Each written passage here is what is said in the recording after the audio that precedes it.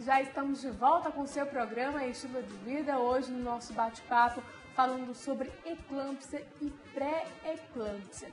Doutor, tem uma participação através do nosso WhatsApp, a pessoa não se identificou, mas fala a respeito se pode ser feito esse diagnóstico através do pré-natal. E além do pré-natal, quais são os outros exames que devem ser passado para paciente que pode sim também diagnosticar essa doença? Então vamos lá. Sim, o pré-natal é fundamental no diagnóstico de detecção precoce, tá? Por quê? Se a paciente não vai na sua consulta de pré-natal, ela não vai aferir sua pressão e nunca vai saber que a pressão dela está num nível alterado, né? Então, as consultas nas datas previstas do pré-natal são fundamentais, tá? As pacientes que desenvolvem a hipertensão, a gente precisa saber se ela está tendo a perda de proteína na urina ou não, né? Como falei lá no comecinho, isso é fator determinante do prognóstico. Aquelas que perdem proteína são aquelas que vão desenvolver pré-eclâmpsia e que podem ter eclâmpsia, são os casos mais graves, né? Então, para isso ela precisa fazer uma coleta de urina de 24 horas e determinar a quantidade de proteína que tem nessa urina, tá? Outros exames já foram propostos no sentido de tentar antever aquela paciente em maior risco. Então, o ultrassom com 26 semanas de gravidez, avaliando a circulação da artéria uterina, pode dar algum indício para a gente. E outro exame que às vezes pode indicar para a gente aquela paciente com maior risco é a dosagem de ácido úrico no sangue, tá? Bom, doutor, tem uma pergunta do município de Coari. Quem mandou pra gente foi o Gabriel. Gabriel, um beijo para você e para todos que estão nos assistindo também no interior do Amazonas. E a pergunta dele é a seguinte: gostaria de saber do doutor quais são os riscos para uma pessoa obesa. O que a gente pode falar para o Gabriel, doutor? Bom, a obesidade ela está intimamente ligada com o risco de desenvolvimento, tanto da hipertensão crônica em quem não está grávida, como no desenvolvimento da pré-eclâmpsia na gestante. Então, a gestante que tem uma obesidade importante, ela tem um risco aumentado em 3 vezes de desenvolver as síndromes hipertensivas da gravidez. Agora, e depois de ter o bebê, como é que essa mãe fica? Ela tem algum problema relacionado a essas complicações da pré-eclâmpsia ou da eclâmpsia ainda? Sim. Então, só para a gente estabelecer bem. A paciente que teve o seu bebê, ela ainda corre o risco de desenvolver quadros graves, mesmo que ela ainda não tenha feito isso.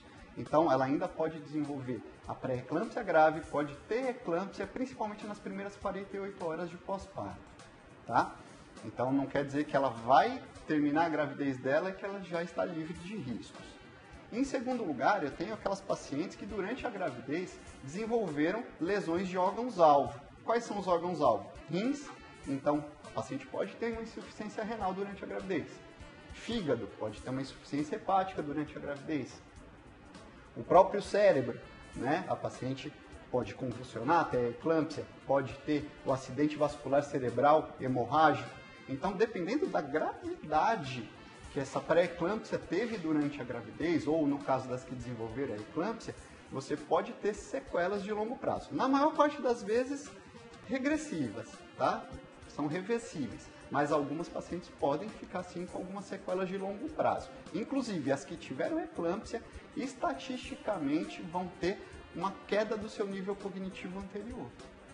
Agora, doutor, depois de quanto tempo após o pós-parto ela deve se preocupar?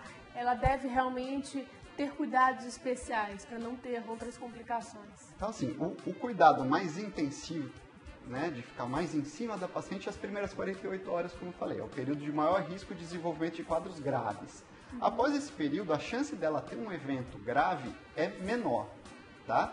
Então, ela ainda deve manter a observação, ela tem consultas no atendimento de pré-natal dela, tem as consultas de puerpério, de pós-parto, que ela deve participar, né? E depois que ganhou o bebê, depois de 12 semanas, ela deve checar os níveis de pressão. após 12 semanas de pós-parto, ela tem que voltar aos níveis pressóricos normais. Se ela não voltou aos níveis pressóricos normais, essa paciente vai ser considerada hipertensa crônica. Agora, doutor, a faixa etária influencia também nessa questão dos fatores de risco? Sim, a faixa etária, os extremos da idade reprodutiva. Então, as pacientes acima de 35 anos e as pacientes com menos de 18 anos têm um risco aumentado de desenvolver a pré-eclâmpsia. Agora, em relação ao bebê também, esses primeiros cuidados, depois dessas 48 horas, também a gente tem que ter? Então, os bebês, logo que eles nascem, alguns tiveram, como eu falei, o sofrimento fetal, né? Então, às vezes, eles precisam de um suporte melhor, principalmente de oxigênio, de ventilação no pós-parto. Alguns vão nascer prematuros ou com pequeno ganho de crescimento durante a gravidez, então às vezes eles vão precisar de um cuidado para ganhar peso e para amadurecer pulmão, por exemplo, quando nascem prematuros, enfim. Então, alguns casos, principalmente os casos que tiveram que ser antecipados, né, ou seja, aqueles que nasceram mais prematuros, né, requerem um cuidado melhor, às vezes precisando de suporte de UTI neonatal. Agora, mesmo quem não tem um histórico de hipertensão e de problemas, pode desenvolver a eclâmpsia ou pré? Infelizmente, sim. Infelizmente, sim. Lógico, como eu falei antes, se você já tem a hipertensão ou tem outros fatores de risco associados à hipertensão, as suas probabilidades são maiores. Mas não quer dizer que você, sendo previamente saudável, tendo um estilo de vida saudável, que você esteja isento dos riscos de desenvolver a pré-eclâmpsia. Agora, quem já teve na primeira gestação e continua com o mesmo parceiro, o mesmo companheiro, existe uma maneira de evitar a eclâmpsia, a pré-eclâmpsia na segunda gestação? Bom, na verdade, evitar não. Você vai ter um controle melhor dessa paciente. Então, já sabendo que ela tem um antecedente patológico, você vai ficar mais de olho nela no pré-natal, em primeiro lugar, né? Porque o risco dela é maior do que o da população geral. Em segundo lugar, você vai promover algumas coisas que possam ter benefício. Por exemplo, a ingesta de cálcio. Né? Em termos de fatores nutricionais, etc., a gente sabe que uma ingesta adequada de cálcio evita não a hipertensão em si, mas o desfecho desfavorável, os casos mais graves. Né? Então, além de uma monitorização mais de perto, mais pormenorizada dessa paciente, a gente pode lançar mão, por exemplo, de uma ingesta adequada de cálcio durante a gravidez, para que se tente evitar ou minimizar as consequências das síndromes hipertensivas. E a eclâmpsia pode estar relacionada também com outras doenças?